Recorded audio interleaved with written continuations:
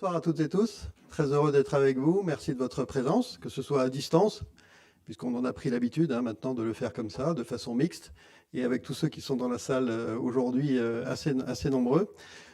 Donc pour ceux qui ne sont pas des habitués et qui ne me connaissent pas, donc je suis Marc Leclerc, président de la mutuelle Unéo, la mutuelle des militaires.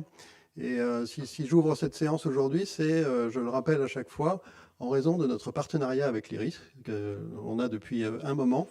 On a déjà monté 9 conférences de ce type-là. C'est donc, comme vous savez, ajouter un comme moi. C'est la 10e ce soir.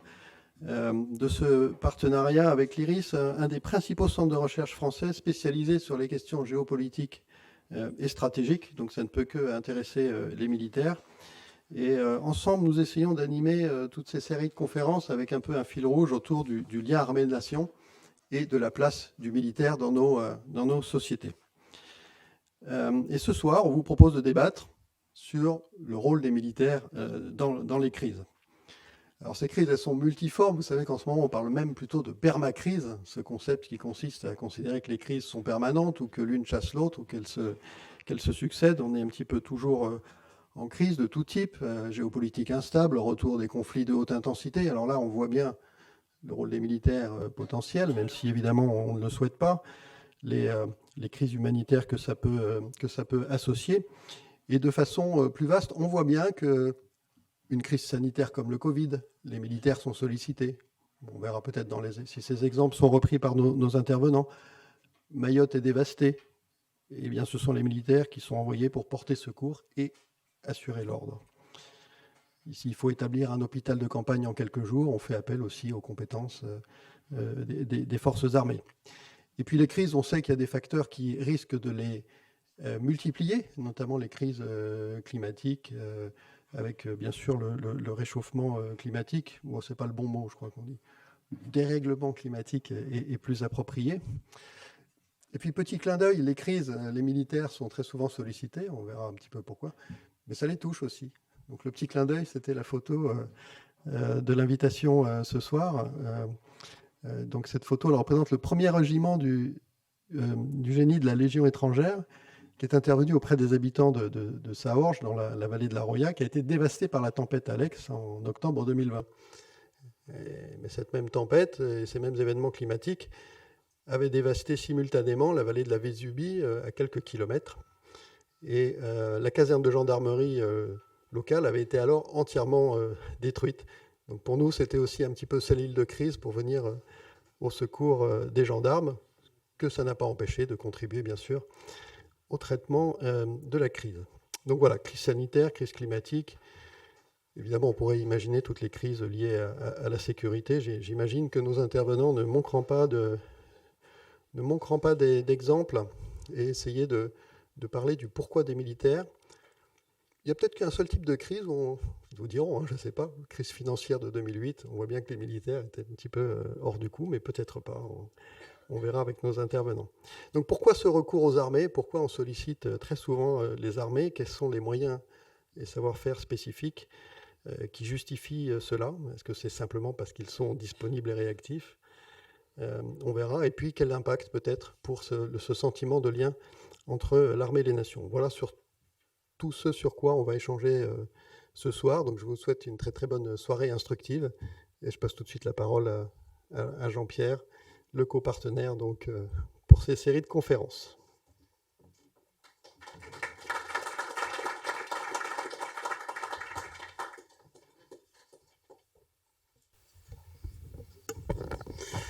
Bien, merci.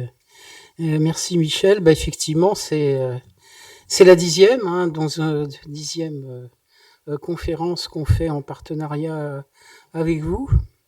Je pense qu'on traite à chaque fois des sujets qui sont des sujets importants, qui sont parfois des sujets qu'on traite pas, peut-être pas suffisamment. Je me souviens par exemple de la séance qu'on avait faite sur les réserves, qui avait interrogé beaucoup de gens. Et c'était au moment en plus où il y avait une mission d'information à l'Assemblée nationale. Et je sais que les rapporteurs avaient suivi ce qu'on avait fait. Moi, j'avais été auditionné après. Donc, ça veut dire que ça a quand même de l'écho. Ou, par exemple, la séance alors un peu différentes, hein, sur le rôle des armées en tant que diffuseurs d'images, diffuseurs de films. Je pense que c'est extrêmement intéressant. Et puis aujourd'hui, effectivement, on a toute la question du rôle des armées dans les crises. Et ces crises, ça peut être des crises, on va dire, liées effectivement enfin les catastrophes naturelles, on va dire. Et c'est vrai qu'il y a de plus en plus de catastrophes naturelles qui sont liées au réchauffement climatique. Vous pouvez avoir les crises en sécurité intérieure, on l'a vécu avec Sentinelle après les attentats de 2015. On peut avoir le développement des attaques hybrides en France qui pourraient impliquer peut-être les armées. Donc tout ça, ça veut dire des réflexions quand même qu'il faut mener sur le futur du rôle des armées face à ces crises. Et puis quand je parle du rôle du futur des armées par rapport à ces crises, il y a la question des capacités derrière. Parce qu'à la fois, on a besoin de plus de capacités pour les guerres de haute intensité, notamment face à la situation aujourd'hui en Europe. Là, je disais à Michel, je suis arrivé un petit peu en retard parce que on recevait quelqu'un du ministère des Affaires étrangères suédois et on parlait de la situation en Europe, du retrait progressif des Américains, comment on voyait les choses, comment tout ça allait évoluer, les réponses européennes, les réponses dans le cadre de l'OTAN, dans le cadre de l'Union européenne. Donc il y a un vrai enjeu aujourd'hui à ce niveau-là. Mais cet enjeu, ça veut pas dire qu'il y aura plus de crises qui pourront impliquer les armées, qui sont pas liées à cette menace russe. Alors si, pour l'hybridité justement, parce que là on peut avoir quand même des attaques qui nous affectent en termes de sécurité intérieure. Et puis on a effectivement toutes les questions de catastrophes naturelles. Et là aussi cette séance, pour nous, elle résonne fortement avec nos travaux parce que on vient de finir en fait une étude pour le commandement du futur sur 10 scénarios prospectifs sur l'engagement de l'armée de terre dans les années qui viennent. Et il y avait des scénarios qui étaient des scénarios de catastrophes climatiques ou d'attaques hybrides en sécurité intérieure. Et à chaque fois, la question qu'on se posait, c'est quelle capacité on déploie pour faire face à ces crises. Bon, je suis pas plus long sur le sujet. Je vais laisser Eleanor Dufaux, qui est dans notre pôle climat défense, piloter cette réunion, cet échange. Et puis, je vous souhaite une bonne réunion.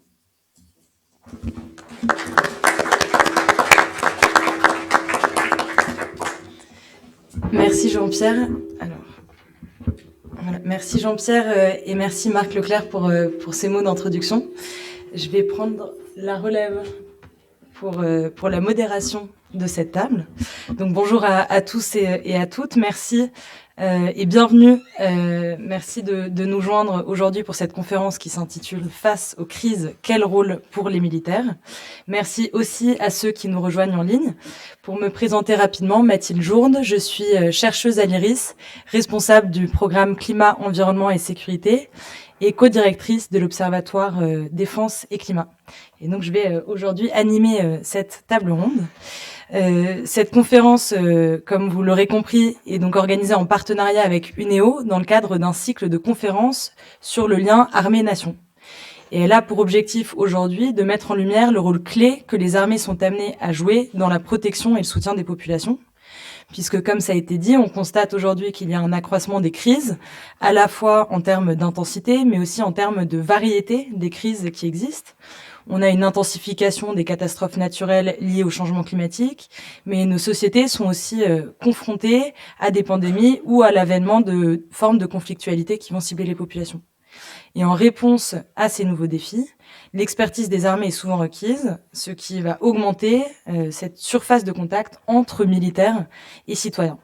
L'idée de cette table ronde, c'est donc de réfléchir collectivement à la gestion de ces crises et à l'implication des armées au service de la nation et des citoyens. Pour répondre à ces questions, nous avons la chance d'avoir avec nous 3 experts qui travaillent justement sur ces enjeux-là, de lien et de coopération entre acteurs civils et armés. D'abord, colonel Guillaume Larabie, chef d'état-major du service militaire adapté au ministère des Outre-mer. Lieutenant-colonel Stéphane Nisley, sous-chef d'état-major à la brigade des militaires de la sécurité civile, chef du groupement des appuis opérationnels de la sécurité civile, à la sous-direction des moyens nationaux au ministère de l'Intérieur. Et enfin, Éléonore Dufaux, chercheuse à l'IRIS au programme Climat, Environnement et Sécurité. Merci à tous les 3 d'être avec nous aujourd'hui et de répondre à nos questions. Pour la première partie de notre table ronde, les 45 premières minutes, on va échanger tous les 4. Et dans une deuxième partie, on va vous laisser à vous, audience qui est présente ici, mais aussi à ceux qui sont en ligne. On vous donnera l'opportunité de rebondir sur ces interventions et aussi à vous de poser vos propres questions. Donc n'hésitez pas. Et ça, ce sera d'ici 45 minutes. Donc l'idée du premier tour de table, c'est de vous interroger un petit peu sur des questions générales, plutôt sur le rôle de protection et de soutien des armées aux populations. Et pour commencer, je me tourne vers vous, colonel Larabie, pour savoir comment est-ce que le service militaire adapté fait face aux défis auxquels sont confrontés les territoires ultramarins spécifiquement, c'est-à-dire les enjeux d'exclusion, de chômage notamment, d'illetrisme dans les Outre-mer. Voilà. Bonsoir Mathilde, bonsoir à tous et à toutes. Merci pour cet accueil qui me touche parce que l'IRIS a nourri ma culture stratégique pendant des années. Elle s'inspire d'abord en relations internationales, à l'école de guerre. Et donc ces publications ont fait de moi l'officier que vous avez devant vous aujourd'hui et je suis très heureux de contribuer à ce partage. Qui connaît les Outre-mer? Tous. Qui connaît le service militaire adapté? Si vous connaissez les Outre-mer, vous connaissez le service militaire adapté. Qui connaît le service militaire adapté? Levez la main. Je ne sais pas si en ligne il y a du monde qui lève la main. Voilà. Eh bien, le service militaire adapté, il est adapté aux Outre-mer et à l'ensemble des particularités à la fois de sa population et de son territoire, et qui est au sein du ministère des Outre-mer. En fait, c'est un dispositif militaire d'insertion sociale et professionnelle de jeunes en difficulté de 18 à 25 ans, où vous avez 1343 militaires qui sont mis à disposition, contre remboursement, du ministère des Armées auprès du ministère des Outre-mer. Et donc là, vous vous demandez quel est le rôle face aux crises. Eh bien, depuis 1961, le SMA a une triple mission: l'insertion sociale et professionnelle de jeunes en difficulté, qui sont délaissés dans des milieux contraints et des économies difficiles, le développement des territoires, et le troisième point, la participation au plan de secours et d'intervention. Et donc, le cœur du sujet est bien la réponse au chômage, à la désocialisation, à l'illettrisme, aux besoins aussi en qualification de jeunes en Outre-mer, pour qui, même avec un bac+5, on se retrouve à 50% de chômage. Pour comprendre ce qu'est le SMA, il faut se rappeler donc à sa genèse, 1959, des émeutes. Le général Nemo revient d'Indochine, et alors qu'il a combattu, et dans une logique d'intervention, face à des jeunes Français qui se combattent contre l'oisiveté et qui ne peuvent pas faire leur service militaire, il se positionne en prévention pour offrir à ces jeunes une formation qui leur sert dans la vie et qui va servir aussi le territoire. Et comme c'est sous statut militaire, eh bien, ce sont autant de bras qui vont aider en phase de crise. Aujourd'hui, vous avez 7 régiments en Martinique, en Guadeloupe, en Guyane, ce sont les plus anciens, mais aussi à La Réunion, en Nouvelle-Calédonie, à Mayotte et en Polynésie française. 5800 volontaires, dont un tiers de jeunes femmes, et qui atteint 80% d'insertion professionnelle, 80% de permis de conduire notamment, alors qu'on a plus d'un tiers d'illettrés. Alors, face aux crises, cette troisième mission qui nous importe, c'est pour le SMA le besoin impérieux de monter en capacité à la fois individuelle et collective, la jeunesse des Outre-mer. Et cette formation, elle est globale. Et pourquoi on l'a confiée aux militaires? Parce que d'abord, quand vous êtes chef et que vous vous retrouvez jeune lieutenant à 23 ans face à 30 soldats et qu'on vous dit dans 6 mois vous partez en mission, c'est vous et vous seul qui êtes responsable de la préparation opérationnelle. On ne choisit pas ses chefs, on ne choisit pas non plus ses subordonnés. Pour autant, on va tous en mission ensemble pour la réussir et on revient tous. Ce niveau d'exigence fait que chaque chef militaire, qu'il soit sergent, lieutenant, capitaine, colonel, a ce devoir de monter en compétence chacun de ces soldats, de trouver la meilleure place pour chacun, de trouver les qualités. Et on a coutume de dire que dans cette grande chaîne militaire, eh bien, la force d'une unité, elle est faite par son maillon le plus faible, sauf que on ne se débarrasse jamais de son maillon le plus faible. Ce maillon le plus faible, il doit rester pour que la chaîne soit solide. Et donc, c'est ce renforcement-là. À ce titre, donc le SMA, nous formons donc nos jeunes en formation militaire initiale, sans instruction au combat, mais plutôt une formation humaine qui transforme. Et d'ailleurs, je vous invite, au lieu de lire jusqu'à 10 livres de développement personnel, je vous invite à faire un stage militaire, une préparation militaire, de vous engager en réserve, et vous verrez la transformation, tout ce que vous apprendrez à la fois sur vous et sur les autres. Et sans, vous me faites signe, si je suis un peu trop long. Et donc cette transformation, elle commence dès les premières semaines où un jeune va réapprendre l'estime de soi, déjà son regard. On se transforme par exemple par l'uniforme dans le regard des autres. Aujourd'hui, vous voyez le colonel Guillaume Larrabie, chef d'état-major du SMA. J'enlève mon uniforme, je suis Guillaume Larrabie. Pourtant, je suis la même personne. Mais l'uniforme va porter plus que sa propre personne, et ça marche aussi pour nos jeunes qui trouvent une place sociale, qui ont ce regard quand ils vont défiler devant le drapeau, devant le maire, devant leur famille. Et c'est la première pierre pour ensuite leur apprendre du savoir-faire, donc les gestes professionnels, du secourisme, parce que le but c'est aussi d'aider les autres. Et en aidant les autres, je l'ai vu dans les regards des jeunes qui sont engagés par exemple à Irma, vers d'autres jeunes aussi pauvres, mais qui avaient tout perdu, combien ça les responsabilisait et ça les rendait forts. J'en parlerai tout à l'heure. Et donc notre rôle de soldat, c'est pas de les préparer au combat, mais plutôt à réussir leur combat personnel dans la vie, de citoyens, et notamment en plantant les germes de valeurs fécondes à court terme pour cette insertion professionnelle, mais aussi à long terme. C'est ce qui fonctionne. Une étude du CNRS a calculé qu'à 3 ans après la sortie du SMA, le taux d'emploi augmente de 27%. Donc ce sont des choses qui marchent. Si bien que par cette multitude, cette formation donc globale, militaire, professionnelle, humaine, citoyenne, eh bien c'est la cohésion du groupe qui commence toujours par celle que l'on connaît. Donc c'est le groupe de combat, c'est la section, c'est la compagnie.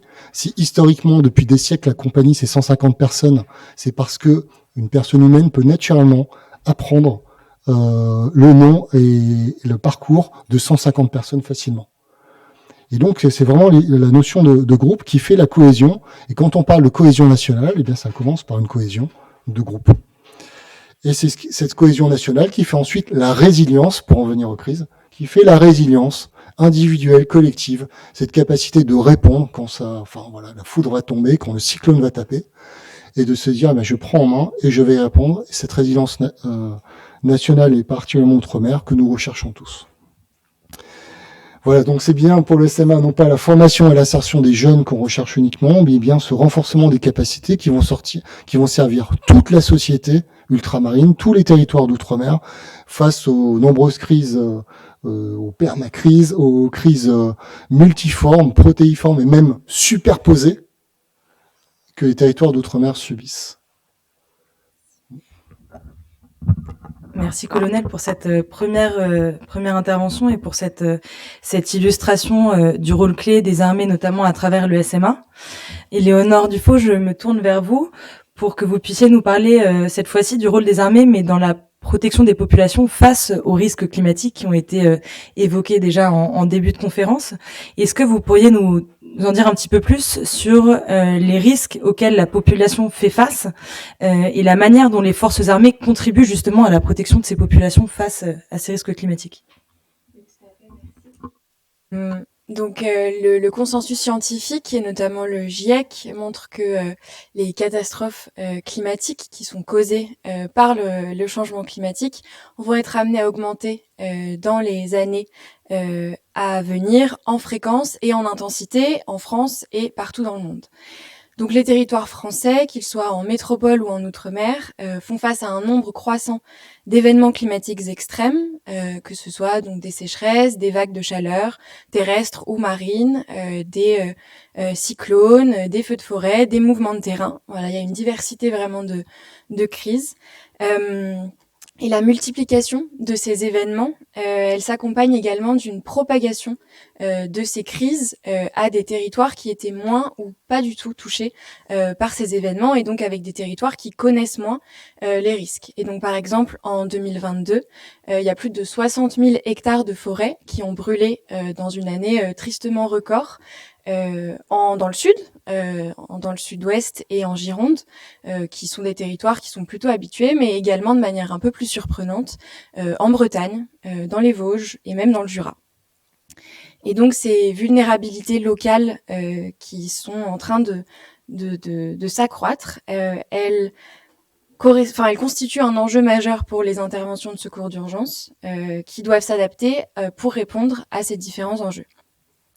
Et les forces armées, elles mènent régulièrement, en appui toujours de la sécurité civile, des missions de secours d'urgence pour fournir une aide humanitaire et pour permettre des évacuations, pour soutenir la population dans ces crises. Sur le territoire national, elles sont toujours faites sur demande du ministère de l'Intérieur, selon la règle des 4 I, donc ce qui correspond à l'indisponibilité des forces de sécurité civile à travers des moyens qui vont être jugés inexistants, inadaptés, insuffisants ou indisponibles. Dans le cadre du travail de l'Observatoire Défense et Climat de l'IRIS, dont je fais partie, on a travaillé l'année dernière sur une note justement au sujet de l'intervention de secours d'urgence des forces armées en cas de catastrophe climatique. Et on a étudié et on s'est rendu compte qu'il y avait une augmentation de 200% de ces interventions sur le territoire national entre 2007 et 2023. Pour des crises d'origine climatique. Donc c'est une augmentation significative qui s'apparente surtout à des interventions pour des inondations dans environ 40% des cas.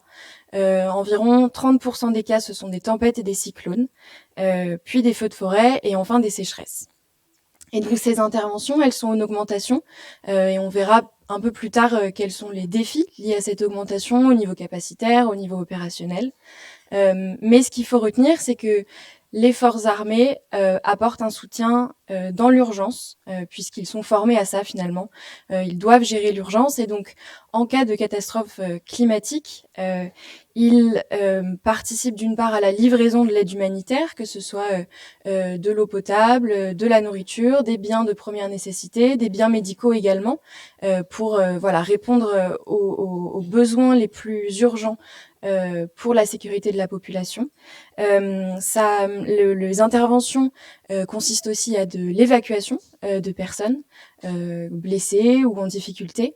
Et enfin, les forces armées apportent un soutien logistique et pratique extrêmement important.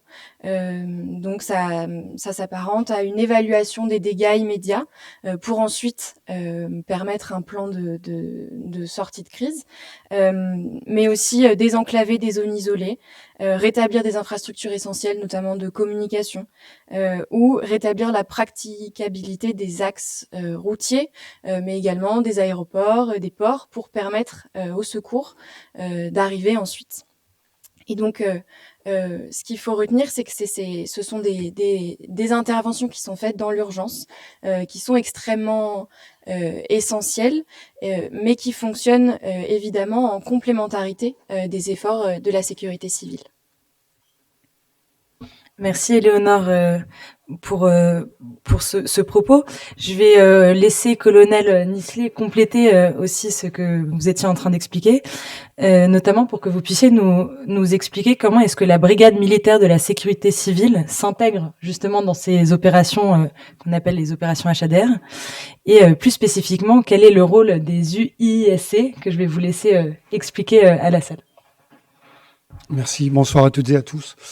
Alors effectivement, si je suis en tenue aujourd'hui ce soir, je suis militaire, mais si je suis en tenue d'intervention, vous allez me confondre avec un pompier. Alors, la brigade des militaires de la sécurité civile, globalement, fait partie des quelques unités militaires investies à titre permanent de missions de secours. Vous en connaissez certainement, vous les côtoyez tous les jours, la brigade des sapeurs-pompiers de Paris, voire si vous êtes à Marseille, le bataillon des marins-pompiers de Marseille. Ces unités-là ont des vocations territoriales. La particularité de la brigade des militaires de sécurité civile, nous n'avons aucune compétence territoriale. Nous sommes des moyens dits nationaux à la main de la Direction générale de la sécurité civile. Et à ce titre, nous pouvons intervenir tant sur le territoire national, l'outre-mer et à l'étranger. La grande particularité et la grande différence qu'il y a avec des sapeurs-pompiers, c'est que notre statut militaire nous permet d'être engagés sur des théâtres de conflit, comme ça a été le cas au Kosovo en 1999 ou en Libye en 2011, voire potentiellement, vu ce qui a été annoncé tout à l'heure, potentiellement en Ukraine, puisque nous, étant militaires, on peut être engagé sur des territoires en guerre. Alors, si je peux faire la liaison, vous avez donc des pompiers des villes, qui sont la BSPP et le BMPM, et nous, les pompiers des champs. Globalement, on ne fait pas de secours urbain, on ne fait pas de feu de bâtiment.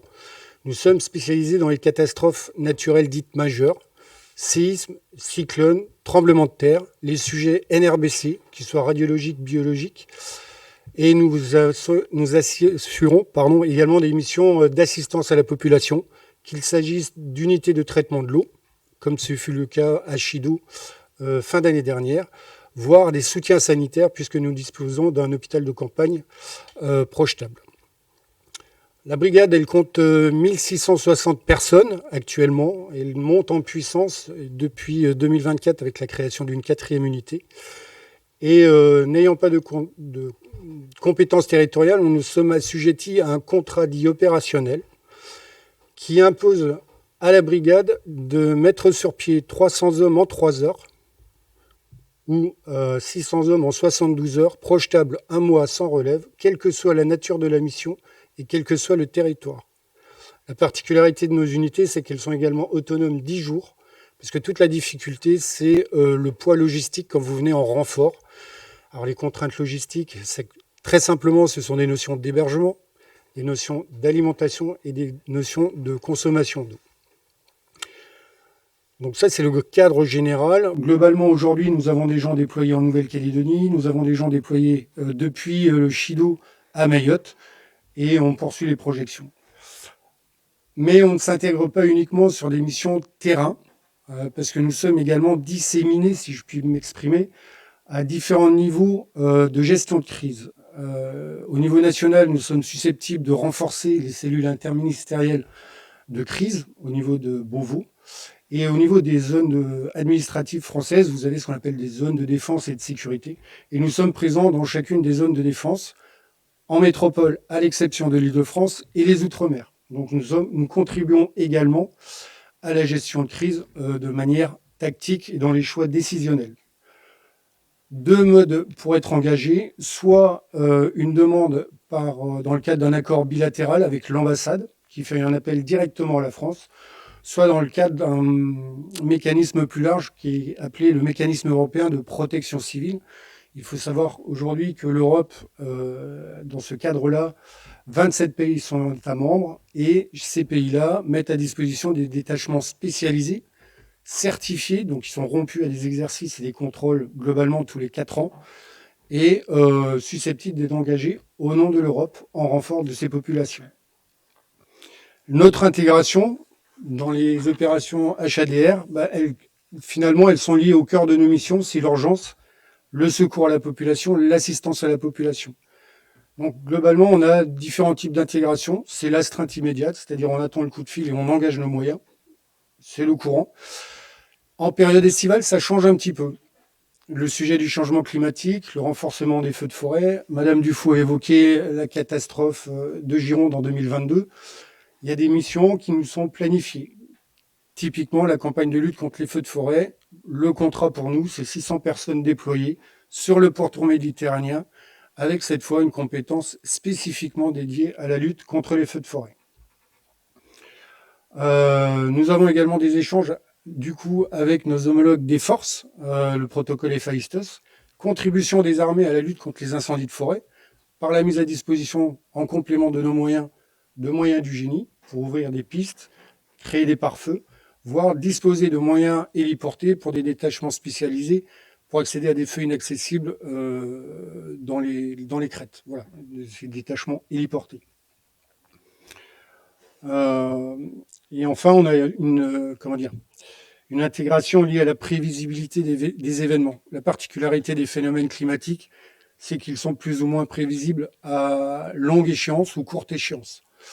Globalement, sur les cyclones Irma et Chido, de par notre contrat opérationnel, de par nos capacités, la brigade a prépositionné 90 personnels en amont de l'événement, projetés avant le phénomène, de manière à avoir des contacts avec les autorités locales, faire des premières reconnaissances, se confiner comme toute la population et à l'issue du phénomène, mener les premières actions en attente des renforts de métropole. Voilà globalement ce qu'est la brigade des militaires de sécurité civile. Merci à tous les trois pour ce premier tour de table et cet aperçu très clair sur la manière dont les armées répondent à la fois à des crises sociales mais aussi environnementales. J'aimerais rentrer un petit peu plus peut-être dans le vif du sujet et continuer sur cette lancée justement des crises climatiques.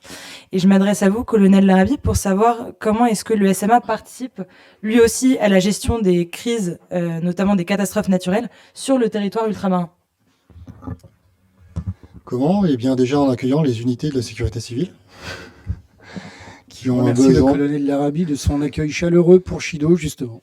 J'étais directeur des opérations du RSMA de Guadeloupe pendant le passage du cyclone Irma. Et j'ai été chef de corps du RSMA de Mayotte jusqu'en juillet dernier.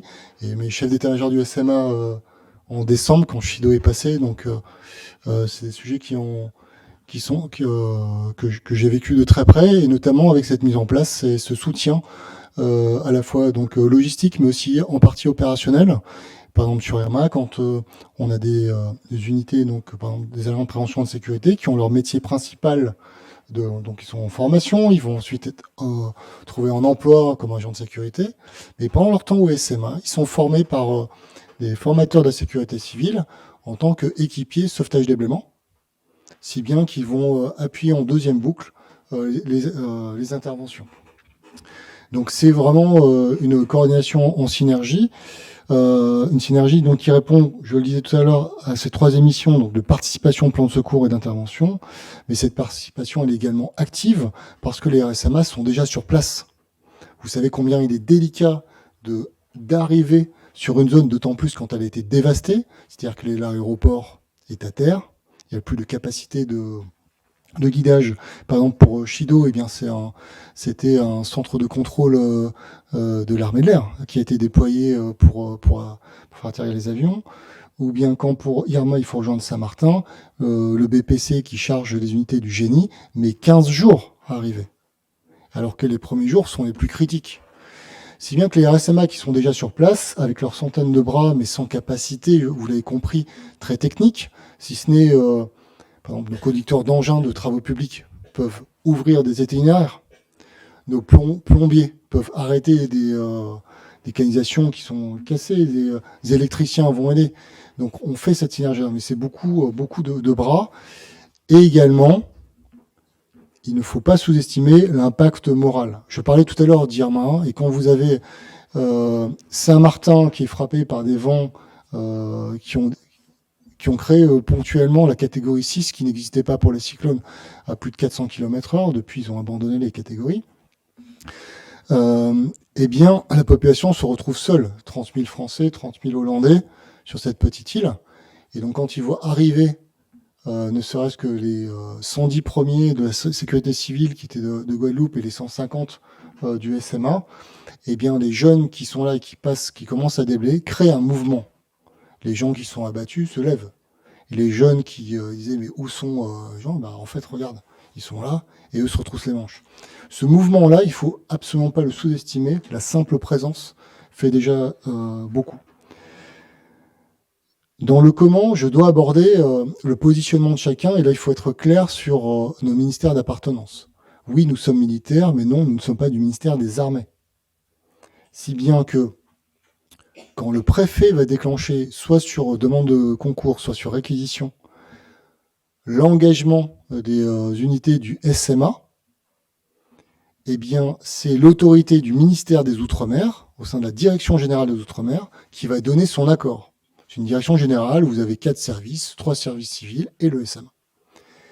Cet accord va être donné au ministère des Armées, à l'EMA CPCO, Centre de planification et de conduite des opérations, parce que c'est bien l'unité militaire avec le commandant supérieur de zone en Outre-mer, tout le monde me suit, le COMSUP, le commandant supérieur de zone, qui va prendre l'ensemble des moyens militaires sous son commandement.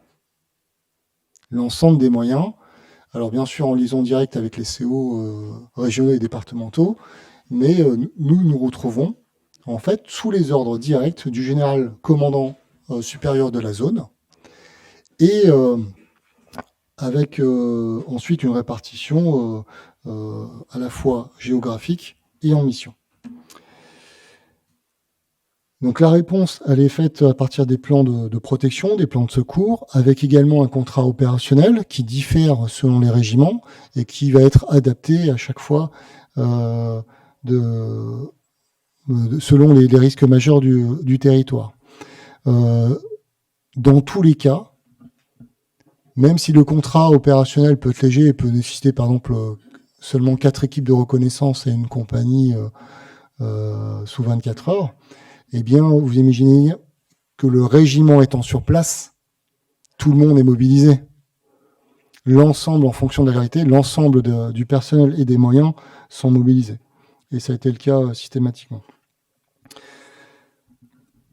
Pour répondre à cette augmentation, vous avez abordé tout à l'heure la multiplication des crises, et le fait qu'elles aillent crescendo, leur force croissante. Eh bien, le SMA va continuer sur ces 3 missions, dont la principale, l'insertion sociale et professionnelle, qui assure son financement déjà, à la fois national mais aussi européen.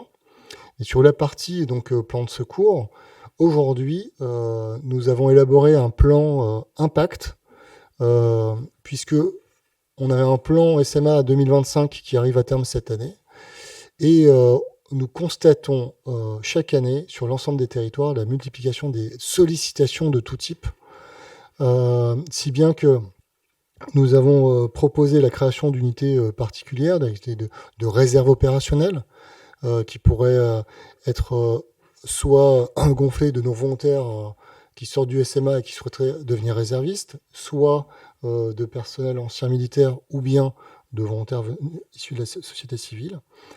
Donc par la formation donc, de ces citoyens engagés, compétents en secourisme, mais aussi par le maintien et la mise en œuvre de capacités d'intervention spécifiques avec l'étude de matériel, tout comme vous le trouvez à la fois pour les pompiers, pour la sécurité civile. Matériel à chaque fois à capacité duale, c'est-à-dire qu'on pourrait faire de la formation professionnelle dessus, par exemple un camion, au lieu d'avoir un camion plateau simple, eh bien il sera 4x4 avec des groupes électrogènes, un bras, une grue, etc. Et ces capacités-là, en fait, on a un très beau projet avec la Brigade des militaires de la sécurité civile qui, dans le cadre de son déploiement sur l'ensemble du territoire national, dont les Outre-mer, déploie en expérimentation le premier détachement avancé Outre-mer, DAOM, en Martinique l'été prochain, puis à La Réunion en 2027, au sein de nos RSMA. 5 spécialistes qui auront pour charge de monter en compétences, mais peut-être, en tout cas, Disley l'abordera tout à l'heure, outre leur mission au profit de l'ensemble du territoire, de monter en compétences nos volontaires pour permettre la réponse à ces crises qui vont croissantes et en permanence. Voilà, je vous remercie. Pour continuer sur ce sujet de la coopération interministérielle, je voulais m'adresser à vous, colonel Lisley, pour savoir comment est-ce que justement les ministères coopéraient sur ces thématiques-là, et voilà, et quel était le recours qui était fait aux militaires par d'autres ministères pour la gestion de crise. Merci pour la question. Alors, en préambule à la réponse, globalement, ce qu'il faut retenir, c'est que toute crise est multisectorielle. On a toujours tendance à penser qu'il faut sauver des victimes, il faut abriter les gens, mais il y a toute la vie courante qui est impactée. Donc déjà, elle est multisectorielle par définition. Le secours à la victime, l'éducation nationale, ce sont des enjeux qui apparaissent très rapidement sur les sujets de crise. Mais il y a aussi une temporalité dans la réponse à apporter qui est différente. Le premier temps est dédié à l'urgence, c'est véritablement les opérations de secours. Et comme le disait très justement le colonel Larabie tout à l'heure, en particulier sur les Outre-mer, de par leur insularité, leur éloignement, les délais de projection, il y a une phase où il faut stabiliser la situation en attendant les renforts pour pouvoir initier la dernière phase qui finalement est ce que vit aujourd'hui Mayotte, c'est le retour à la normale. Alors ces sujets-là, globalement, si on part de l'échelon national, c'est piloté par le secrétariat général de la Défense et de Sécurité nationale, qui, sous l'autorité du Premier ministre, fixe globalement des plans gouvernementaux de réponse à des crises particulières. Et ce service-là coordonne ensuite les directions ministérielles, chacun avec des plans. J'imagine que vous avez tous entendu parler des plans ORSEC, ORSAN, Organisation du Secours, Organisation de la Santé, les plans Novi. Et globalement, ces ministères, ensuite, on va les décliner, mais jusqu'à l'échelon territorial. Les niveaux des zones et des départements, ce qu'évoquait tout à l'heure le colonel Larabie, jusqu'au département. Il y a des interactions avec tous les niveaux, tous les échelons sur qui peut fournir quoi, à quel moment et à quelle hauteur. Et à quel moment on fait recours aux moyens militaires.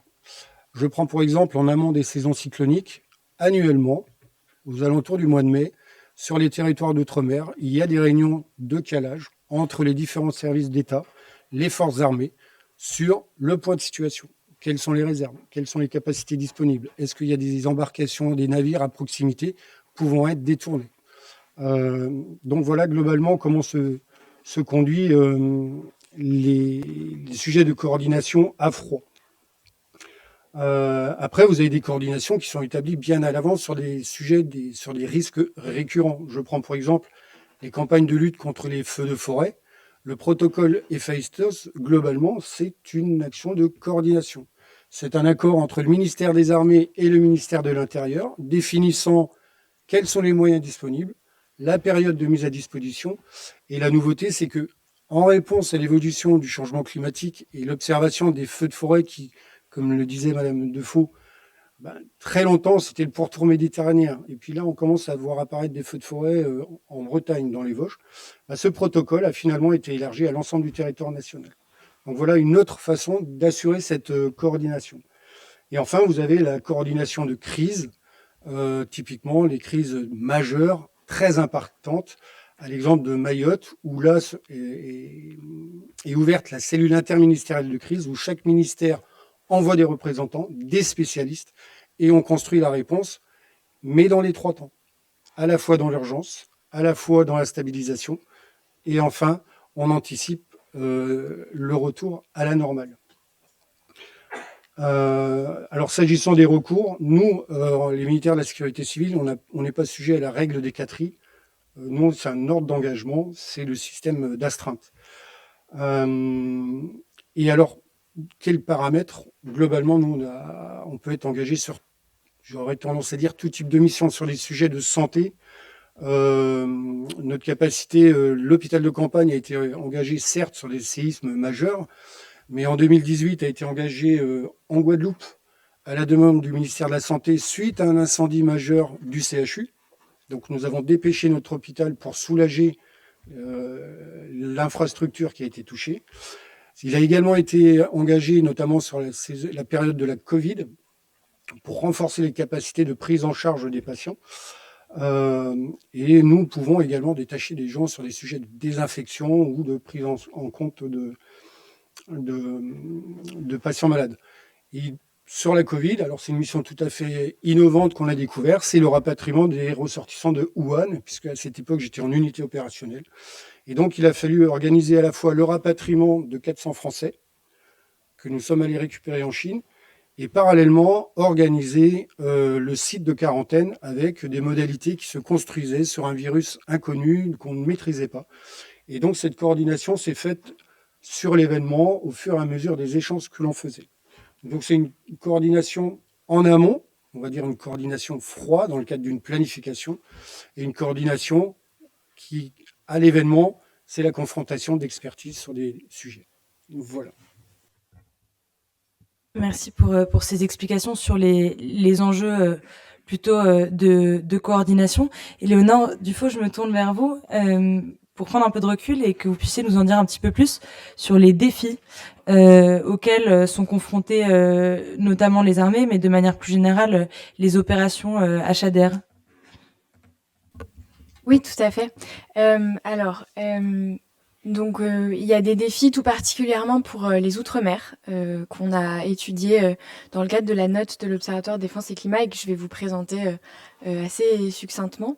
Donc, comme on l'a dit, les Outre-mer sont impactés par un certain nombre de catastrophes d'origine climatique, mais la particularité de leur insularité et de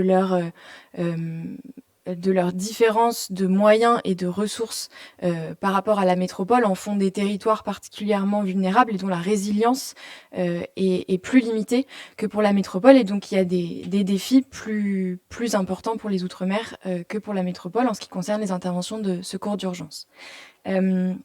Et donc, ce qu'on a pu observer avec des entretiens, avec un certain nombre de recherches, c'est que il y a un manque de prépositionnement de la sécurité civile d'une part dans les Outre-mer lié à différentes problématiques, ce qui crée une dépendance assez forte de la sécurité civile sur les forces armées, que ce soit, comme on l'a dit, le SMA ou les forces militaires de la sécurité civile.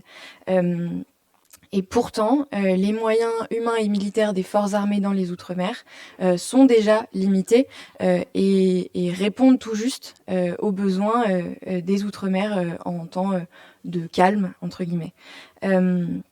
Il y avait un rapport du Sénat qui est sorti il y a 2 ans et qui estimait que les moyens militaires en Outre-mer sont inadaptés et sous-dimensionnés face à l'ampleur de la zone géographique ultramarine et à la diversité des missions que les forces armées ont en Outre-mer, tout particulièrement dans un contexte de concurrence entre puissances, que ce soit dans le Pacifique ou dans les Caraïbes. Donc il y a de nombreuses missions et il y a une sursollicitation de différents moyens. Et donc, par exemple, pendant Irma, dont on a un petit peu parlé, qui a frappé les Antilles et de manière générale les Caraïbes en 2017, un rapport d'information de la délégation sénatoriale aux Outre-mer a estimé que l'événement avait révélé une insuffisance de réflexion sur le prépositionnement des forces. Donc, il y a vraiment une réflexion sur la capacité des forces en Outre-mer qui dépend de différents paramètres, qui soient financiers ou liés à différentes crises sécuritaires à l'extérieur du territoire national également. Et donc ça crée des fortes dépendances au renfort, notamment de métropole, ce qui entraîne des temps d'attente pour ces renforts particulièrement longs, comme on l'a dit. Comme on l'a dit par les dernières interventions. Et donc pour Irma, il a fallu attendre que le BPC Tonnerre donc arrive de métropole une quinzaine de jours après la crise, avec des renforts militaires, mais également 1000 tonnes de fret pour assurer la deuxième partie de la réponse de la crise. Il y a un certain nombre de capacités opérationnels qui pourraient être développés et qui sont aujourd'hui extrêmement sollicités, notamment les capacités aériennes donc en Outre-mer. La majeure partie des forces de souveraineté ont des capacités limitées, des moyens de projection aériens limités. On a réalisé des entretiens et notamment avec les forces armées en Polynésie française qui nous ont expliqué avoir 2 avions de transport CASA toute l'année, dont un qui était souvent en maintenance, ce qui fait que quand il y a une crise, il y a un avion de transport disponible. Et c'est pareil pour les forces armées dans la zone sud de l'océan Indien, donc à Mayotte et à La Réunion. Ce qui fait que, comme on l'a dit, la multiplication des catastrophes climatiques vont certainement engendrer une sollicitation de plus en plus fréquente des moyens aériens des forces armées en Outre-mer et donc un risque pour ces moyens d'arriver à une rupture ou en tout cas de demander plus rapidement de l'aide à des puissances étrangères, par exemple, pour des interventions de secours d'urgence en Outre-mer. Une autre capacité opérationnelle qui peut faire défaut en Outre-mer, c'est la capacité amphibie, qui est extrêmement importante évidemment sur des territoires insulaires. Les forces armées ont désarmé récemment ce qu'on appelle des BATRAL, qui sont des bâtiments de transport léger, qui avaient des capacités amphibies assez importantes. Ils sont en train d'être remplacés par ce qu'on appelle des PSAOM, ce sont des bâtiments spécifiques pour les Outre-mer, mais qui ont des capacités amphibies moindres, ce qui veut donc dire des capacités d'emport plus faibles pour ces bateaux-là, et donc des capacités d'intervention plus limitées. Ce sont des choses qui sont en train d'être prises en compte. Et par exemple, dans la loi de programmation militaire 2024-2030, il est écrit que des navires de type Batral doivent être envisagés pour les prochaines années, notamment dans les Outre-mer, mais c'est encore en attente. Et enfin, l'une des dernières problématiques importantes pour les Outre-mer, c'est évidemment la vulnérabilité au risque cyclonique, qui, comme on l'a vu, l'année dernière a été particulièrement forte à Mayotte. Il y a un certain nombre d'infrastructures, notamment militaires ou même administratives, qui ne sont pas adaptées au risque cyclonique. À Saint-Martin, pendant Irma, il y a un certain nombre de bâtiments essentiels qui ont été partiellement détruits. Donc, je vous les cite, la sous-préfecture, la caserne des pompiers, l'aéroport ou encore la gendarmerie. Ce qui met évidemment en difficulté la mobilisation et la coordination de tous les services. C'est encore une fois en train d'être pris en compte, donc ce qui est plutôt une bonne nouvelle. Il y a un projet de nouveau poste de commandement en Polynésie française qui doit être construit et qui est adapté au risque cyclonique. Et c'est également un objectif de la stratégie climat-défense qui a été publié en 2022 par le ministère des Armées et qui lance un travail de cartographie de vulnérabilité des différentes emprises du ministère aux différents risques climatiques et donc aux risques cycloniques.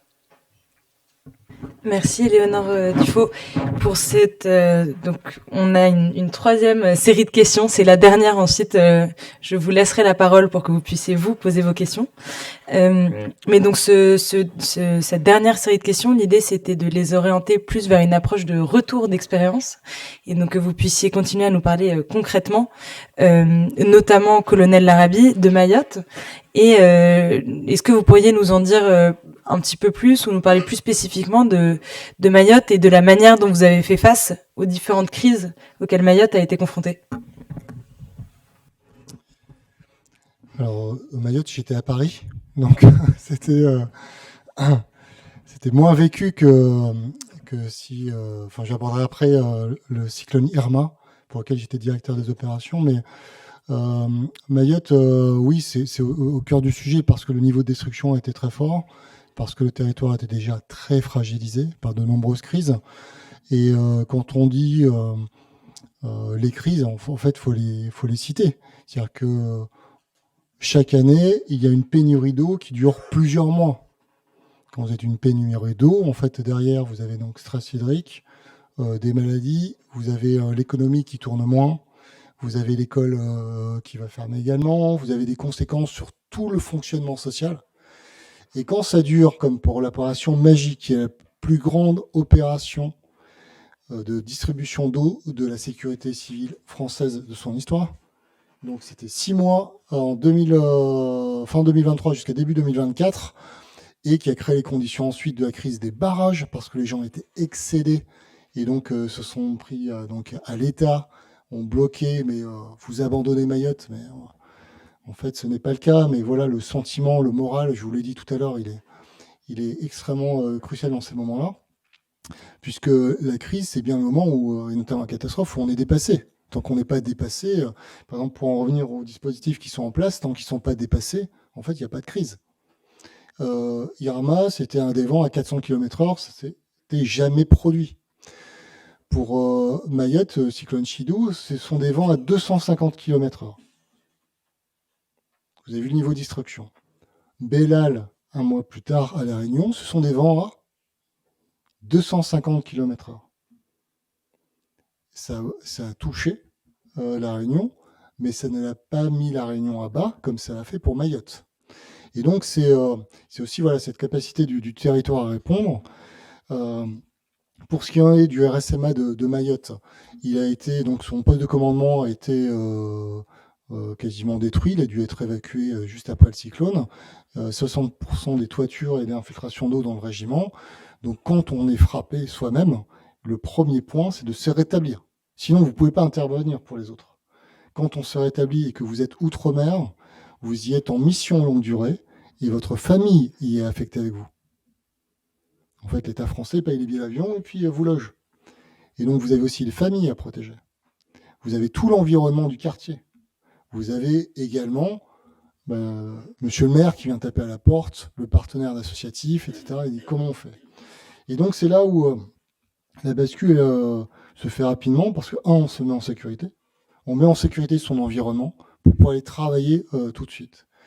Ce travail, quand on a donc le détachement initial, c'était 70 de mémoire militaire de la sécurité civile dans le régiment, eh bien c'est top parce qu'eux, ils ont toutes les capacités et les techniques pour monter sur les toits, couper les lignes électriques qui sont enchevêtrées avec les arbres et qui bloquent l'avancée des bulldozers, par exemple. Et si bien que le régiment, en fait, dès donc 36 heures après avoir été frappé par le cyclone, a déployé dans Grande Terre une dizaine de sections d'opportunités qui s'appuient notamment sur des volontaires de leur propre village, permettant de prendre un contact positif, de se renseigner plus facilement sur la population et ensuite de remonter vers Petite Terre, l'autre île qui était littéralement coupée de Grande Terre sans nouvelles. Là encore, ça sert à l'information, ça sert le renseignement, ça sert à la mise en place d'une réponse adaptée. Et tout ça grâce en fait à nos volontaires sur place. Le RSMA, donc outre la remise en état du quartier dont j'ai parlé, il y avait l'appui donc à la sécurité civile, la reconnaissance des axes, la recherche aussi de volontaires, de familles et autres, donc avec les premiers soins. L'appui aux mairies qui sont désemparées et qui disent comment on va faire, qu'est-ce que je dois faire. Le déblaiement des déchets, évidemment, des chantiers coup de poing pour permettre, par exemple, de déblayer une école, de déblayer un gymnase et d'accueillir des sinistrés. La distribution d'eau, là, énorme, à chaque fois on parle en tonnes. Donc là, en un mois, ça a été 336 tonnes d'eau. Alors, il faut imaginer que, par exemple, tous les jours, pendant 4 à 8 heures, vous charriez pour chaque bras 2 packs d'eau en permanence. Voilà. Et c'est ce qu'on demande à nos unités.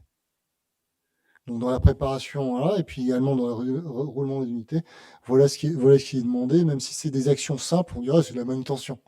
Il faut y aller quand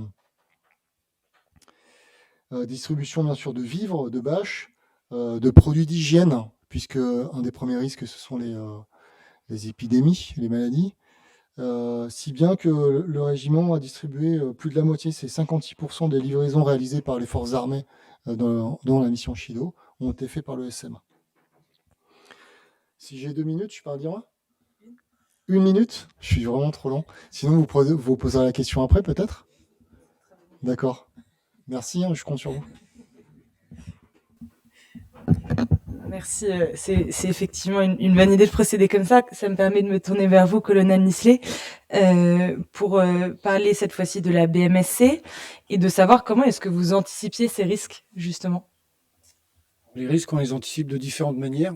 Déjà, la première chose, c'est par rapport à un contrat opérationnel. Et l'anticipation, alors j'aurais envie de dire de façon très triviale, on regarde la météo. Parce que voilà, il y a des risques qui sont prévisibles. Mais après, voilà, il y a aussi cette planification qui permet d'anticiper les risques. Mais plus généralement, après le rapport du GIEC qui a été établi en 2023, qui faisait part des renforcements des phénomènes cycloniques, en particulier de dérèglement, le ministère de l'Intérieur a commandé des travaux à la sécurité civile, ayant pour objet l'adaptation de la réponse de sécurité civile face au changement climatique. Et ce qui est apparu finalement, au-delà des items de réchauffement, etc., au niveau de la sécurité civile, on est arrivé sur la réflexion, outre la sensibilité, la fragilité de l'outre-mer, c'est quelque chose qui paraît pas comme ça, mais pour l'avoir vécu pendant mon séjour précédent dans les Antilles, c'est la situation dite multicrise. Ce qui est normal, on pense un événement et il n'y en a pas d'autre. 2021, j'étais en place dans les Antilles à l'état-major de zone, donc en charge de la gestion de tous les sujets de crise de la zone Antilles. Le 8 avril, nous avions une éruption volcanique à moins de 200 km de la Martinique, sur l'île de Saint-Vincent, avec différentes problématiques auxquelles on ne songe pas forcément. Les retombées de cendres, très bien, jusqu'où? Fermeture de l'espace aérien, 13 jours pour les approvisionnements ou des opérations de secours. Vous perdez également la couverture aérienne de sécurité civile, les opérations de recherche en mer, etc. L'autre sujet, et là on travaille avec des spécialistes sur l'anticipation, le spécialiste volcanologue qui m'explique que s'il y a effondrement de l'édifice, le tsunami touche la Martinique en 15 minutes. Je ne traitais pour l'instant que de Saint-Vincent. Je remets dans le cadre général, 2021, la Martinique, c'est la 4e vague de Covid pendant laquelle on opérait des opérations hippocampe pour rapatrier les cas les plus graves des Antilles sur la métropole du fait de la saturation des hôpitaux. Et Saint-Vincent, le temps passe, donc l'éruption volcanique, l'éruption effective le 8 avril, fin annoncée en décembre. Le 1er juillet, Saint-Vincent est frappé par un ouragan de catégorie 1. Et le recul, et ça permet d'anticiper, c'est de voir ce qui se passe autour de soi et de se dire, mais en fait, notre territoire peut vivre la même chose. On a trop tendance à imaginer, je vais avoir un phénomène, il n'y aura que ça. Sauf que les conséquences d'un événement vont s'inscrire dans le temps, vont mobiliser des moyens très conséquents qui ne permettront peut-être pas de répondre à la situation. Ce qui me permet de répondre à un autre sujet, le prépositionnement. Et je remercie Madame Defoe d'avoir expliqué les impacts de Saint-Martin. Je vous ai expliqué précédemment le prépositionnement de nos personnels. On a 5 personnes qui ont été touchées lorsque la sous-préfecture a été soufflée. D'où la question également du prépositionnement et de se garantir, est-ce qu'on a un site qui permet de les mettre en sécurité pour qu'ils interviennent? Il ne faudrait pas que le sauveteur devienne une victime. Donc les bonnes pratiques, c'est quoi globalement? C'est bien connaître les phénomènes actuels, parce qu'ils sont différents selon les territoires, la géographie. Des inondations en zone sud, c'est des crues flash. En zone nord, ce sont des crues lentes. Donc nous, en schéma d'intervention, on n'a pas les mêmes sujets. Mais c'est également comment réagir. Et pour ça, nous, toutes nos missions font l'objet de retours d'expérience. Alors le retour d'expérience, c'est pas juste un papier de dire on a été les meilleurs, on a été très performants. Non, l'objectif est clairement de dire quels ont été les points faibles. Est-ce qu'on peut les corriger en interne par des mesures immédiates ou est-ce qu'il faut acquérir des matériels différents? Est-ce que nos process méritent d'être revus? Et enfin, dans ce cadre-là, toujours dans l'anticipation, les phénomènes d'aujourd'hui, Irma, effectivement, les prévisions des cyclones à terme, on parle de catégorie. Météo France, dans ses études, parle de catégorie 6 à 7. Donc il y a des dimensions qui changent, qu'on ne connaît pas. Et donc toute la difficulté, c'est de répondre à l'urgence actuelle, pouvoir répondre aux enjeux qui sont déjà, pour certains, majeurs, tout en préparant la réponse de demain et qui, finalement, implique, comme le disait Mme Defoe, un rôle des armées absolument crucial. Donc, voilà. J'ai une dernière question pour vous, Éléonore Dufaux. Est-ce que vous pourriez nous dire les armées qui sont plus mobilisées, toujours dans cet esprit de retour d'expérience, quelles armées au ministère des Armées sont les plus mobilisées pour ces opérations? Alors, les plus mobilisés, je pourrais pas dire quelle armée en soi, mais par contre, il y a des capacités qui sont extrêmement mobilisées. Les premières, ce sont les capacités aériennes, qui sont vraiment la première, le premier moyen qu'on sollicite après une catastrophe, pour, dans un premier temps, évaluer les besoins en fait à travers des drones, des hélicoptères qui vont pouvoir dans un premier temps voilà, évaluer les besoins, voir ce qui est détruit, voir les endroits où il faut rétablir de la connexion, les axes routiers qui sont les plus détruits et donc en fait là où il faut agir le plus rapidement possible. Et ça c'est grâce aux moyens aériens. Donc il y a des exemples assez nombreux. Par exemple, en juin 2010, dans le Var, il y a eu des inondations assez importantes. Et dès les premières alertes de Météo France, les moyens aériens militaires ont été réclamés, même quasiment presque avant, entre guillemets, que les inondations soient les plus... soit au pic, entre guillemets. Donc on anticipe vraiment ces besoins-là et ils sont mobilisés très rapidement. Les premiers moyens sont plutôt des hélicoptères donc de transport pour voilà les missions de première urgence et ensuite on fait appel surtout dans des missions de grandes envergures à des Airbus A400M qui sont souvent mobilisés pour voilà des opérations assez importantes comme il y a eu à Mayotte ces derniers temps ou à Irma où ce sont plutôt des grands avions qui vont effectuer des missions d'évacuation et qui vont pouvoir porter de nombreuses tonnes de fret et c'est des moyens particulièrement sollicités et donc comme on l'a dit il risque d'y avoir une sursollicitation en fait de ces moyens en cas de multiplicité des crises comme l'a dit le colonel Michelet.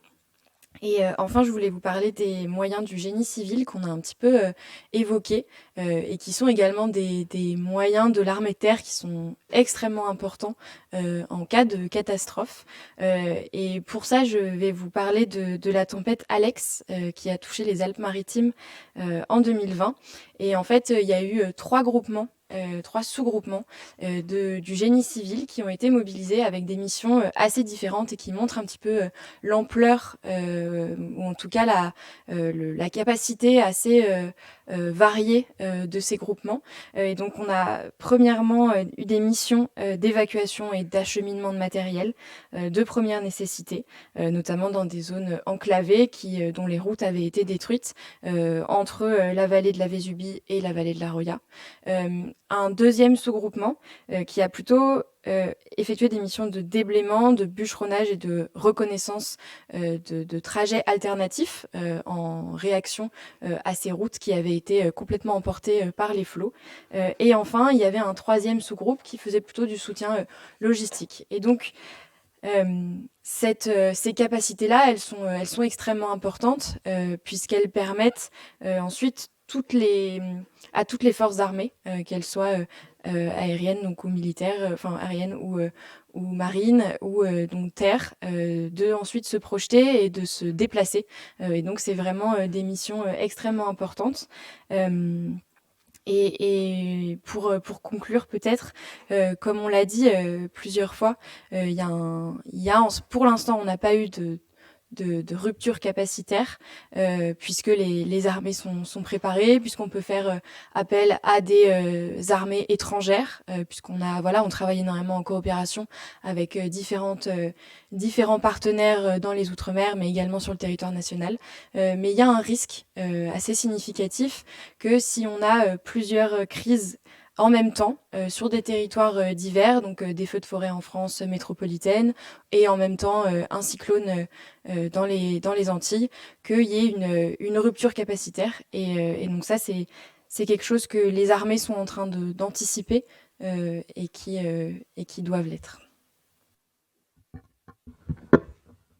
Merci beaucoup à tous les trois pour vos propos extrêmement clairs et pour justement cet éclairage sur le rôle primordial des armées dans le cadre de toute cette multitude de crises qui peuvent être parfois cumulées.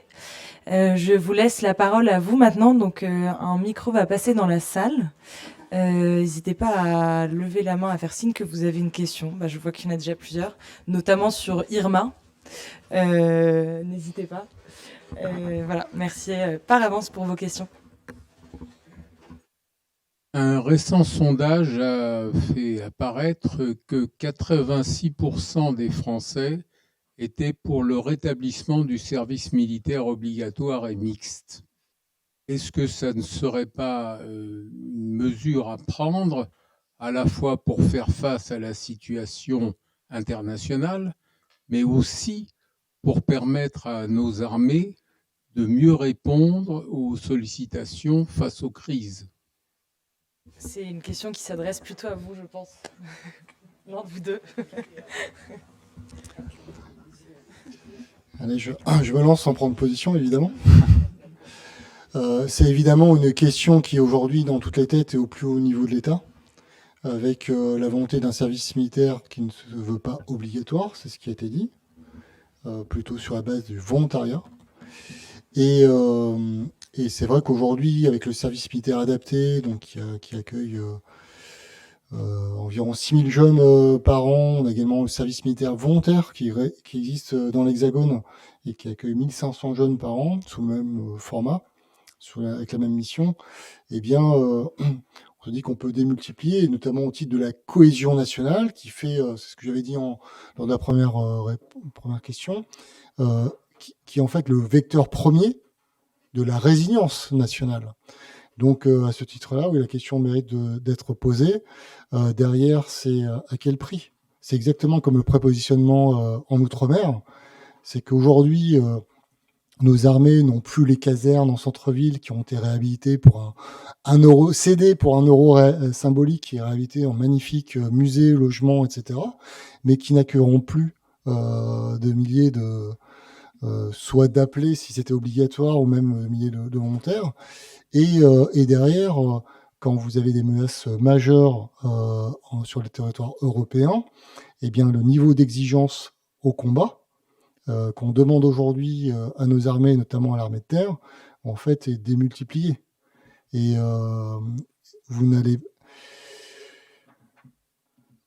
et quand on compte chacun de nos soldats, chacun de nos cadres, eh bien, ce serait quasiment donc les détourner de leur mission principale de combat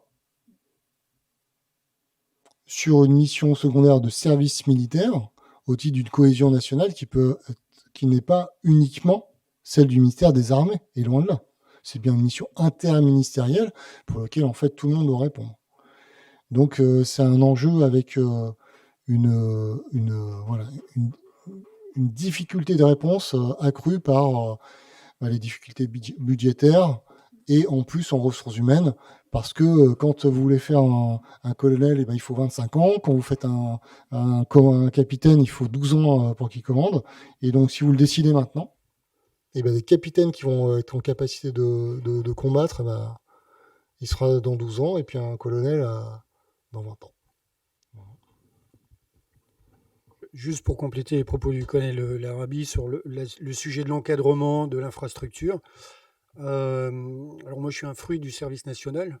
La problématique, c'est le temps de formation et le retour sur investissement. C'est-à-dire que vous formez les gens, mais après, il faut les entraîner. Et il y a aussi, alors on n'en parle pas beaucoup, mais il y a une dimension psychologique sur certaines missions qui peuvent pas être travaillées sur une durée de 1 an. Nous, un servant, pour être vraiment opérationnel, c'est 6 mois de formation, d'entraînement, et puis on s'assure que c'est pas parce qu'on l'a dans les rangs qu'il sera opérateur en mission. Quand j'étais jeune chef de section, que je prenais ma section pour aller au feu de forêt, ceux qui n'étaient pas physiquement très très bons, je suis désolé, mais il était cantonné à la logistique, il amenait les repas sur le point de repos. Je prenais pas le risque de prendre quelqu'un physiquement un peu fragile à emmener des sacs de tuyaux de 40 kilos sur des dénivelés monstrueuses. Donc il y a une problématique, alors, c'est vrai que c'est séduisant, mais le temps de formation et l'occurrence d'emploi ou l'opportunité d'emploi est peut-être réduite. Et là, je pense qu'il y a également un frein. Après, pour autant, sur les sujets de crise majeure, alors du coup, je fais un peu de politique de sécurité civile. Je rappelle que le citoyen est le premier acteur du secours. Donc, déjà qu'ils apprennent les gestes de premier secours, et ça sera déjà pas mal. Il y a de nombreuses autres formes d'engagement. Je suis sûr qu'il y a des réservistes parmi nous. Il y a des réservistes? Oui, et ils sont là, vous pouvez être fiers, bravo, et merci. Et c'est vraiment ce type d'engagement-là qui vont faire la différence et qui vont irriguer au sein de l'ensemble de la société, dans toutes ses couches, cette capacité à répondre au moment de la crise et à se mobiliser collectivement. Bonjour, merci beaucoup pour la qualité de vos interventions, hein. C'est vraiment très, très clair. Moi, j'ai deux questions.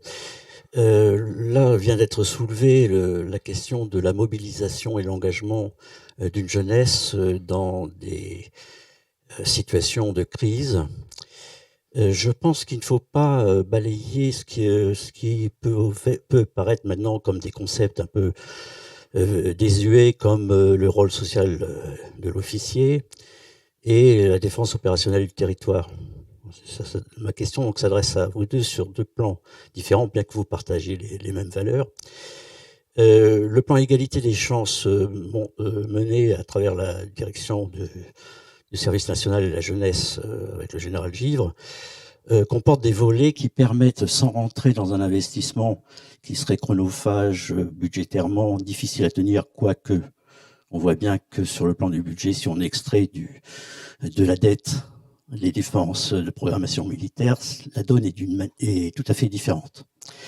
Je pense qu'il y a une question de savoir comment on articule la mission militaire strictement sensu avec ce qui est la dissuasion civile ou l'engagement civil. C'est ce que l'on appelait le jour d'après. L'Institut Paul Delouvrier, en son temps, avait fourni un texte très intéressant sur les militaires, oui, mais le jour d'après, alors comment s'articule l'action militaire avec l'action des ONG, qui disposent aussi de moyens considérables? Ça, c'est une première question. Et comment l'on préserve le lien armée-jeunesse sans nécessairement entrer dans des schémas directeurs lourds budgétairement et aussi difficiles à assumer dans un temps immédiat. Ceci dit, avec le risque conventionnel en Centre-Europe, les militaires ukrainiens, eux, ils n'ont pas attendu de devenir colonels pour pouvoir être efficaces sur le terrain. Donc la guerre conventionnelle, c'est pas simplement la dissuasion nucléaire, c'est aussi l'engagement citoyen sur un site de conflit. Merci pour votre question. Je pense qu'elle s'adresse encore à vous, colonel. Donc, il y en a deux. Est-ce que vous voulez répondre chacun à une de ces questions? Sur les ONG, là, vous m'interrogez globalement sur nos échanges, nos interactions avec les ONG. L'articulation, en fait, on se soutient mutuellement en mission. On n'a pas d'action courante avec des ONG en particulier. Pour autant, on retrouve des gens sur les théâtres de mission. Et en fait, on s'appuie mutuellement. Globalement, je prends la dernière mission que j'ai eu à faire suite à l'ouragan Matthew en Haïti en 2016. Nous sommes arrivés avec une unité de potabilisation d'eau. On avait une problématique, alors ça c'est toujours difficile en projection, c'est les camions. On a 120 mètres cubes de matériel, c'est plusieurs tonnes. Et pour acheminer tout notre matériel sur le site de production, il nous faut des véhicules. Et on a fait contact avec le World Food Programme et on a convenu, il nous soutient avec les camions et on l'assiste dans sa distribution d'eau en plus de notre programme. Voilà. Donc il n'y a pas d'action ou de partenariat très particulier. Je dirais que ça se crée sur le terrain au besoin. Pour autant, alors c'est intéressant parce que du coup, je me permets d'élargir. Nous, notre sujet, on est des unités d'urgence. Et notre difficulté, c'est de nous retirer du théâtre. Parce que quand vous habituez la population à avoir de l'eau potable, c'est toujours les mêmes personnes. Au bout de 6 semaines, il y a une certaine proximité qui s'installe avec les gens que vous assistez. Sauf qu'à un moment, nous, il faut qu'on rentre, on est dédié à l'urgence, on n'est pas là sur la stabilisation. Et donc, tout le travail également avec les ONG, c'est de préparer ce relais. C'est-à-dire qu'il n'y a pas d'une rupture de service, entre guillemets, mais on prépare la suite avec des ONG en capacité de prendre le relais avec nous. Par exemple, pour les Antilles, ce qui est la PIRAC, la plateforme interrégionale Antilles-Caraïbes, avec qui on a travaillé pour assurer la suite. Voilà en ce qui concernait la première question.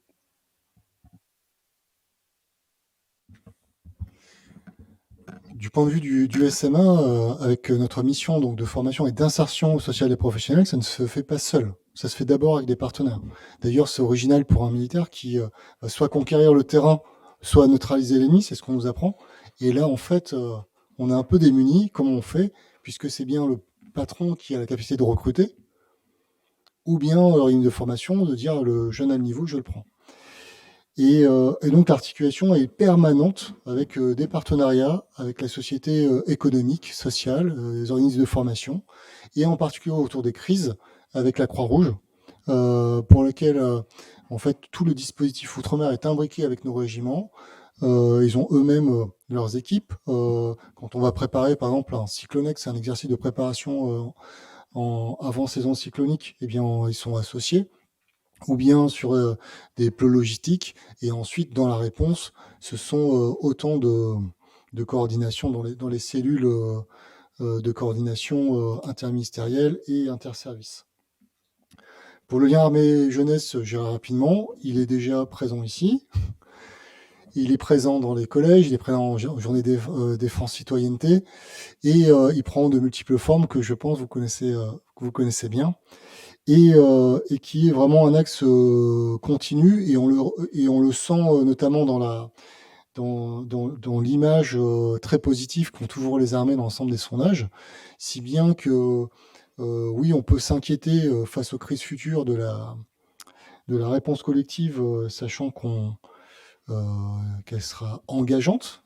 Mais pour autant, en fait, on peut avoir aussi, moi je suis plutôt optimiste, quand je vois la jeunesse s'engager, sous diverses formes et pas forcément militaires, parce que le jour où il y aura besoin, eh bien la question sera posée, et je pense que la mobilisation sera présente, mais on y travaille, évidemment.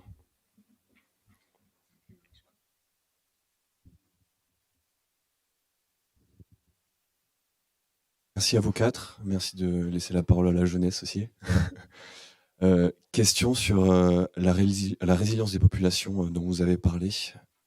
Vous avez dit que ces populations, elles sont de manière générale moins résilientes que celles en métropole. Et je me demandais s'il n'y avait pas une résilience naturelle face à des situations de crise qui sont assez récurrentes. Merci.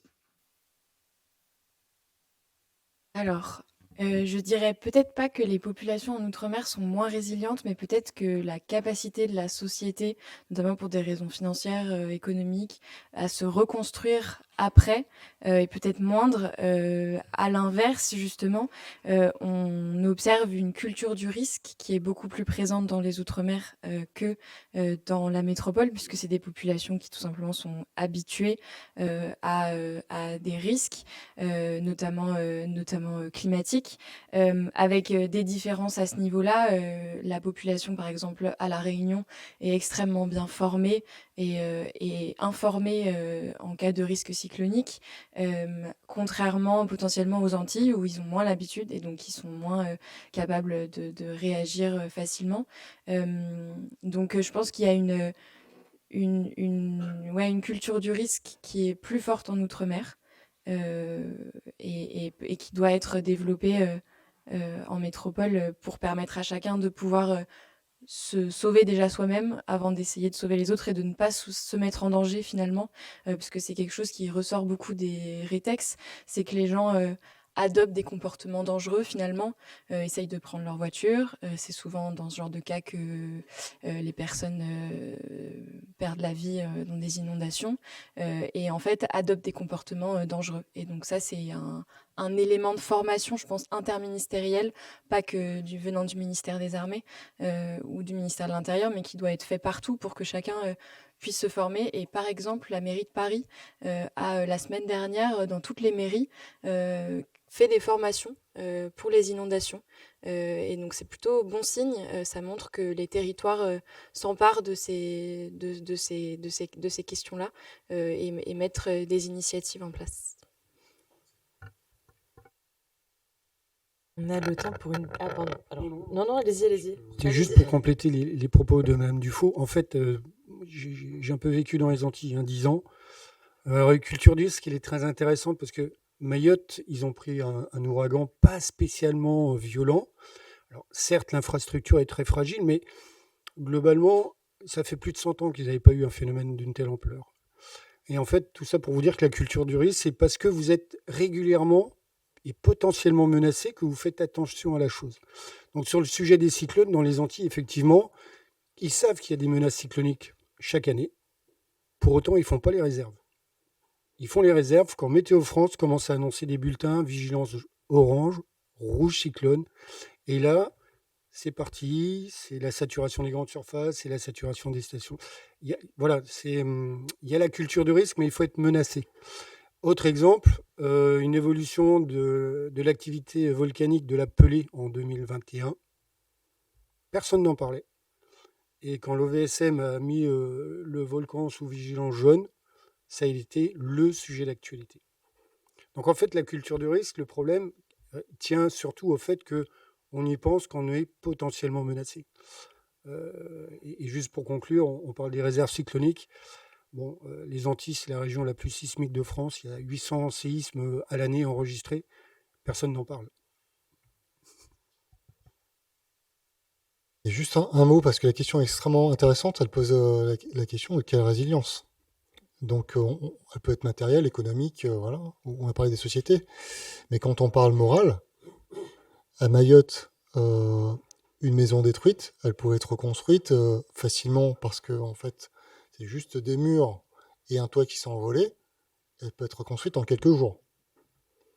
Alors, là où vous avez une population venant de l'Hexagone qui va avoir un niveau de confort bien plus haut et qui va mettre des mois et des mois et des mois à le retrouver, le moral, il est atteint.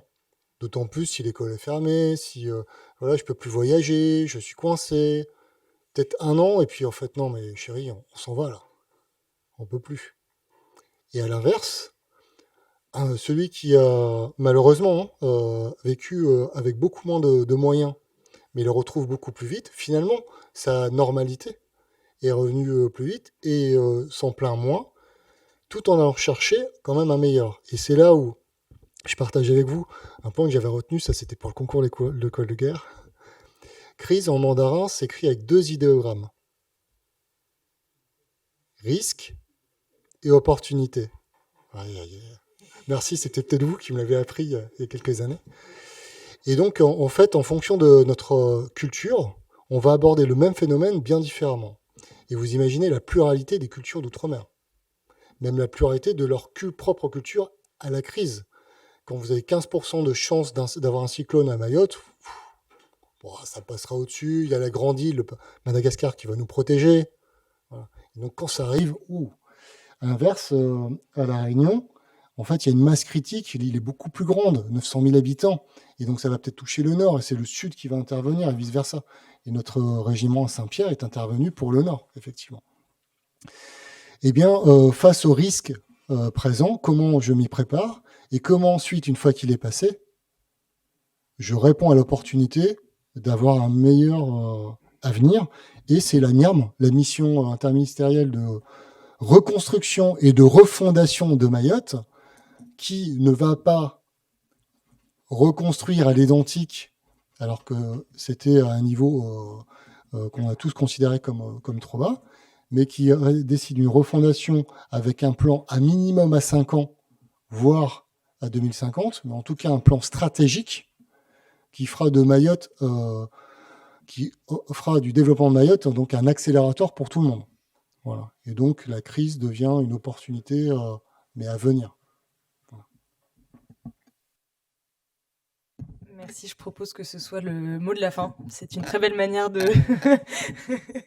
de conclure. Merci, merci à tous et à toutes de vous être rendus à cette table ronde, de nous avoir écoutés. Merci aux intervenants pour la qualité de vos interventions.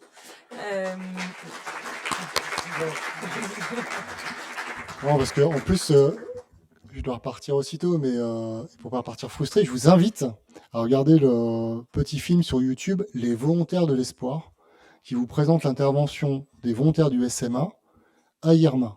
Et la particularité, c'est que ça regroupe un peu beaucoup de notions, parce que depuis les Outre-mer, c'est une intervention en projection pour un autre territoire. Et vous voyez l'ensemble de l'œuvre et la transformation qui est à la fois humainement, individuellement et collectivement. Merci. C'est une parfaite conclusion et ouverture. Et je vous invite tous à vous diriger vers la salle Germaine Simon derrière pour un cocktail, pour continuer cette conversation et échanger des sujets de résilience, de cohésion, de lien armée-nation. Merci à tous.